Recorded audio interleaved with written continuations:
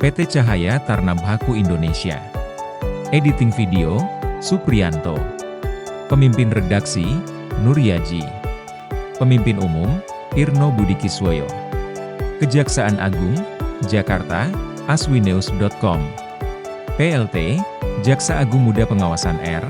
Febrianto secara resmi membuka fokus Group Discussion, FGD, bertemakan, Teknologi Blockchain, Tantangan dan Implementasinya dalam Penegakan Hukum di Indonesia. Acara yang digelar pada Senin 18 November 2024 di Tamrin Menara Tower, Jakarta, bertujuan untuk membahas tantangan, peluang, dan strategi pemanfaatan teknologi blockchain dalam sistem hukum di Indonesia. Dalam sambutannya, PLT, Jaksa Agung Muda Pengawasan menyampaikan bahwa teknologi blockchain sejak kemunculan Bitcoin pada 2009 oleh Satoshi Nakamoto, telah berkembang menjadi inovasi yang signifikan di berbagai sektor, termasuk keuangan, pendidikan, dan pertanian. Namun, penggunaan blockchain juga menghadirkan risiko, terutama dalam bentuk tindak pidana seperti penipuan, peretasan, pencucian uang, dan pendanaan terorisme. Berdasarkan data terbaru menunjukkan bahwa lebih dari 14 dolar miliar transaksi cryptocurrency pada tahun 2021 dikaitkan dengan tindak pidana. Indonesia menempati peringkat kedua di dunia dalam skema penipuan aset kripto pada tahun 2019, dengan 11% dari jumlah keseluruhan korban. Sifat terdesentralisasi cryptocurrency menyulitkan aparat hukum melacak transaksi dan mengidentifikasi pemilik sebenarnya. Regulasi blockchain di Indonesia saat ini masih berfokus pada pengaturan aset kripto sebagai komoditas, sebagaimana diatur dalam Peraturan Menteri Perdagangan Nomor 99 Tahun 2018 dan Peraturan Badan Pengawas Perdagangan Berjangka Komoditi, Perba, Nomor 2 Tahun 2019.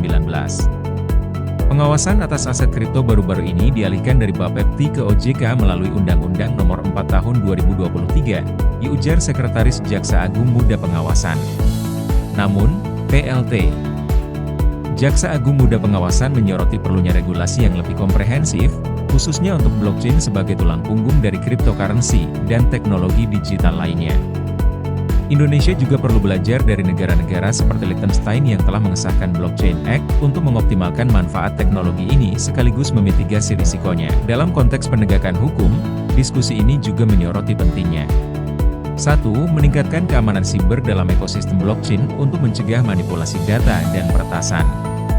2. Membentuk regulasi yang memastikan transparansi, pengelolaan risiko, dan kepatuhan terhadap standar anti pencucian uang, AML, serta pencegahan pendanaan terorisme, CFT.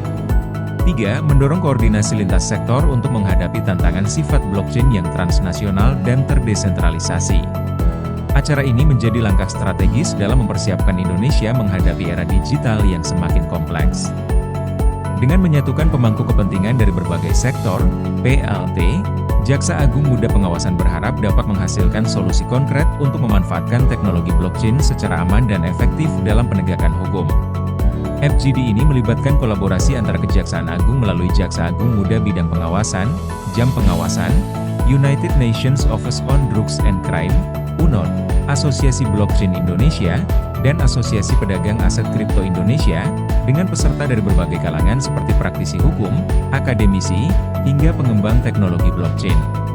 Turut hadir dalam kegiatan ini antara lain Jaksa Agung Muda Tindak Pidana Umum Asep N. Mulyana, Kepala Program UNOD di Indonesia Mistar, Erik van der Veen, Guru Besar BINUS University Profesor Meiliana serta para panelis diskusi dari berbagai sektor terkait. K331, Jakarta, 17 November 2024. Kepala Pusat Penerangan Hukum, Dr. Harli Siregar, SH, M. Hum. aswinews.com, melaporkan.